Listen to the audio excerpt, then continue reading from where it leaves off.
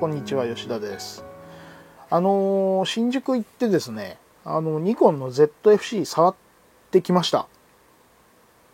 あれはですね、あれは触ってて楽しくなるカメラですね。いやー、なんて言うんでしょう。あの感じ、すごくいいですよ。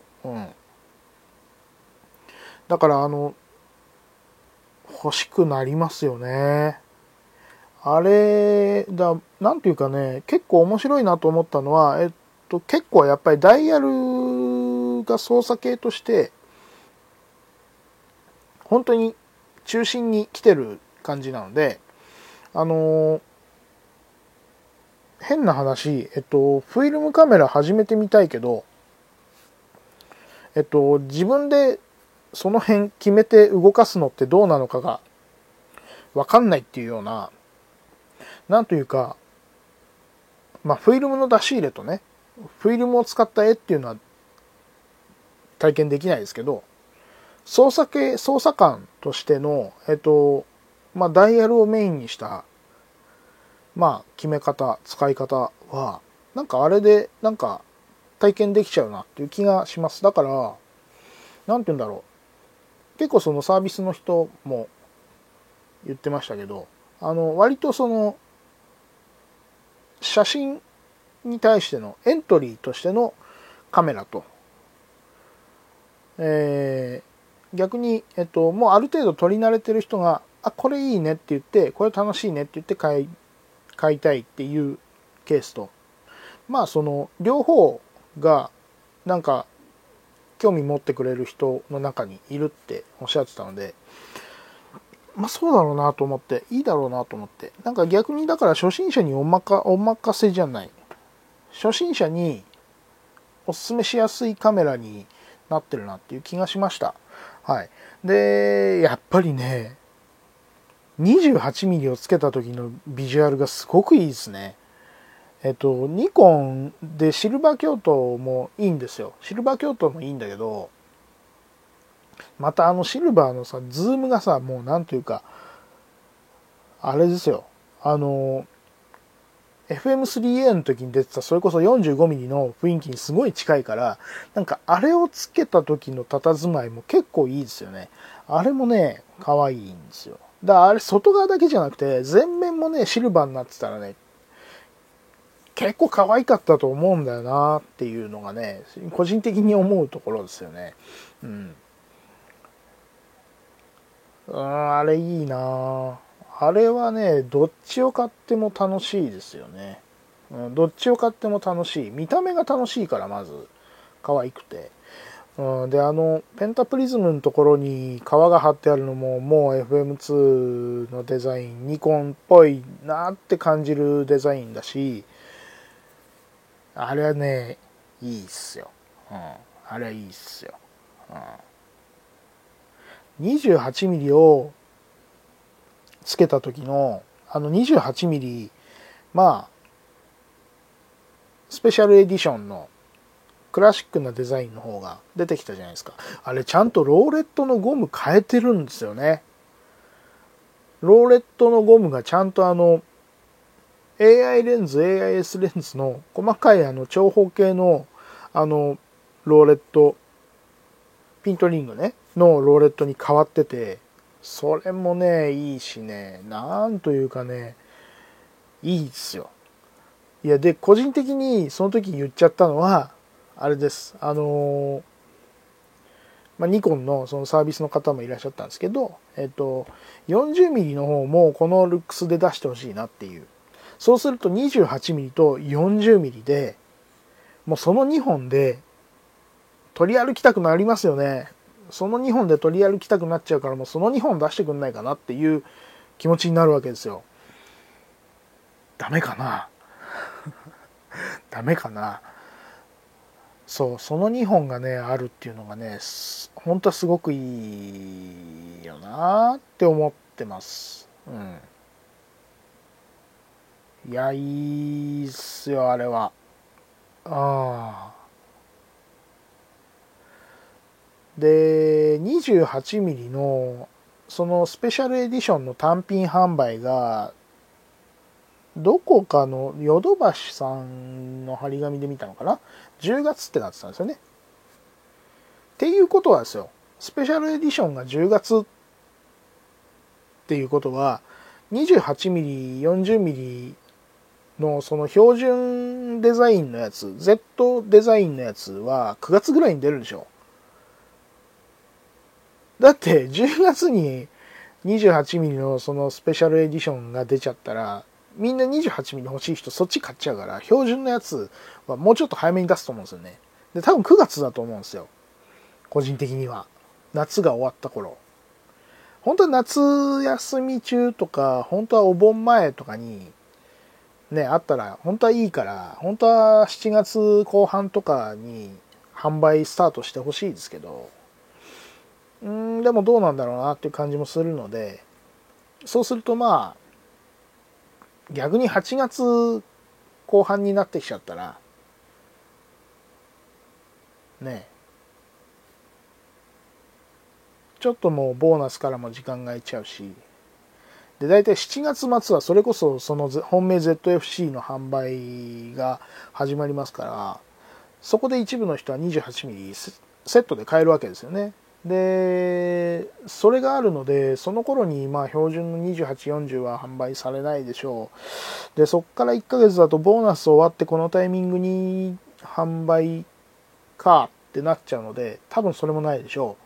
そうすると9月かな。9月後半とか中旬とか後半とかに 28mm、40mm が販売開始になって、40mm のスペシャルエディションの、リリースが11月とか11月とか12月とかにあるといいですよね。すごくいい。タイミング的に最高じゃないですか。という感じでですね、めちゃめちゃいいんじゃないかなっていう気がしますよ。いや、なんというかね、あれ、やっぱりね、直に見たらやっぱりあのビジュアルが良くて、そのアクセサリー的にモテますよね、あれだったらね。なんというか、楽しんでそう。写真を楽しんでそう。なんか、その、ごついカメラを持ってると、どうしてもそのこだわりがある人。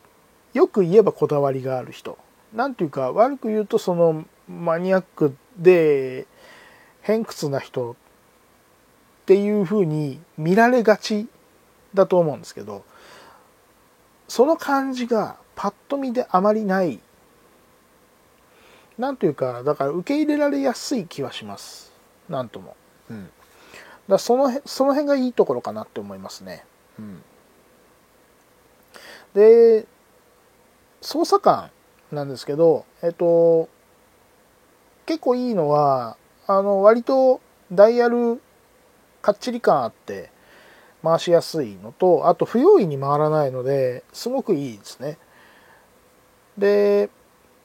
ボディはね、ビジュアルからするとちょっとずっしり感あるような感じを期待するんですけど、割と軽いです。で、トップカバーは、マグネシウムの合金だそうです。だから成形あんなシャープなんですね。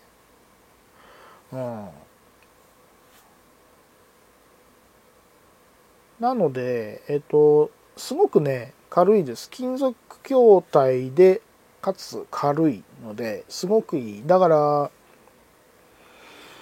持った感じも、で、レンズも軽いから、本当に持った感じはね、すごく軽い。あんまりもうカメラの重さを意識しないで持てる感じです。私と私のチャンネルを見てくださってる皆さんは割と重いカメラを持ち慣れてる人だと思うので、羽のように軽いですよ。羽のように軽い。ただまあね、普通の人が、例えば普段スマホしか持ってなくて、この際に何かカメラを買いたいってなった時に、あれを選ぶと、そこそこな大きさあるので、そういう意味ではちょっと大きいカメラではあるとは思います。はい。でもね、いいカメラですよ、あれは。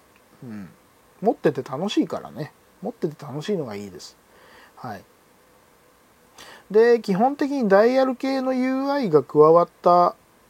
以外は、基本中身、ファーム系、ソフト系は、Z50 踏襲ってなってるので、まず Z50 買おうかなって思う人があれを買うっていうのもあり得るでしょう。ただ、Z7、Z6、Z5 をお持ちの方がサブ機的にあれを買おうとすると Z50 の方が操作系が揃っていいんじゃないかなっていう気はします。ただその Z50 単体で持ち歩く時もあるから、そういう時にちょっと楽しみたいっていうところがあると ZFC の方が欲しくなるかもしれないですね。はい。で、あと何が可愛いって革の張り替えサービスを実際にやったモックアップがあったんで、それも見せてもらいましたけど、いやー、あれ可愛いですね。で、色味、色のチョイスがすごくいいなって思いました。あれはね、なかなかですよ。で、今回の、ZFC 自体は、なんというか、いわゆるその Z のカタログラインからは、外れたところにあるカメラだと思うんですけど、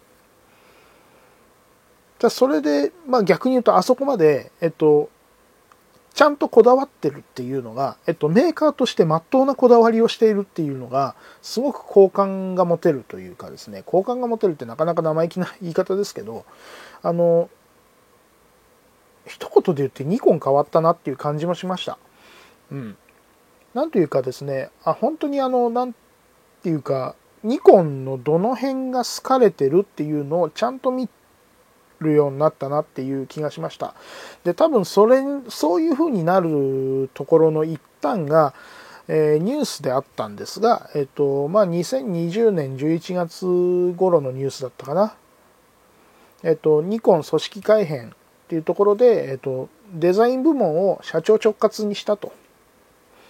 いうような話が出てました。だからそういうのもあって、どっちかっていうと、その何を考えるかっていうのを、優先した。どういうシーン、どういう使われ方、ユーザーとどういうコミュニケーションを取るかっていうところを考えた、結果の企画なのかな。その企画の内容の運び方っていうところも含めてなのかなっていう気がしました。だからそれがすごくね、いい方向に行ってるような気はします。ですごい意外だったというか、ニコンらしくないというか、いい意味でね、ニコンらしくないなと思ったのは、その ZFC のデザインに関わった方っていうのが、ツイッターで私が担当しましたっていうことで、投稿されてたんですよね。会社ともしかしたら協議したのかもしれないです。だから他にもそういう投稿があったかっていうと、そういうのは見てないので、だからその人に関して、その人は逆に言うとやるっていうところで、ある意味ではそのユーザーとのコミュニケーションっていうところでの SNS っていうところの活用っていうところで、そのデザイン部門のリーダーなのか、そういうふうに内部的に具体的にその人のね所属がニコンの社員さんでデザイン部門の人なのか、ニコンのデザイン部門とに入ってるジョインしてる、外部の会社の方なのかっていうのはわからないですけど、厳密にそういう所属はわからないですけど、少なくともその方のツイッターのプロフィールを見ても、少なくともニコンっていう風にしか書いてなかったので、わかんないですけど、いずれにせよ、内部的にそうやって関わった人がツイッターで投稿するっていうことが、なんか逆にそれをさせてるっていうのが、取り組みとして新しいなというか、ニコンとして取り組み方を変えようとしてるんだなっていう印象がありました。非常にその辺は好感が持てるというかですね、非常にいいんじゃないでしょうかっていう感じがしましたね。というわけで、ニコンがこれからどんどん変わっていってくれるといいなと。ニコン以外のね、メーカーは基本的になんというか、カメラ以外の稼ぎ頭があるんですよね。で、ニコンはそこら辺をいろんな人、ニコンじゃないメーカーのユーザーの人からもニコン大丈夫なのかとか、ニコンまずいんじゃないかみたいなことを言われてたりもするので、そういうところでですね、別の事業とか、ユーザーとの関わり方とか、市場の見方とか変わってって、ニコンが変わってって、で、カメラが生き残るんだったらもうそれはいいことに他ならないと思うんで、ぜひそうやって変わっていっていただきたいなと思いますね。なので、今回そのサービスの人とお話ししてた時にも言ったログのボディ内記録載せてほしいな、実装してほしいなと思います。はい。できればね、富士フイルムさん同様、30分制限を撤廃して載せていただけると、すごく助かるんですけどね。無理かな。うん。はい。というわけで ZFC はなかなか面白いカメラに仕上がってそうですというお話でした。なんかね、ストラップもあれに合う、ちょっとクラシックよりな、ちょっといい感じの、いや、細めの革のストラップとかすごいつけたいです。はい。というわけで、はい、ZFC 買った方、予約された方は、ぜひですね、到着を楽しみに待っていただけるといいのかなと思いますので、はい。そんなわけでですね、なかなかいいカメラでした。はい。で、今日はこれで失礼したいと思います。はい、ありがとうございました。それでは。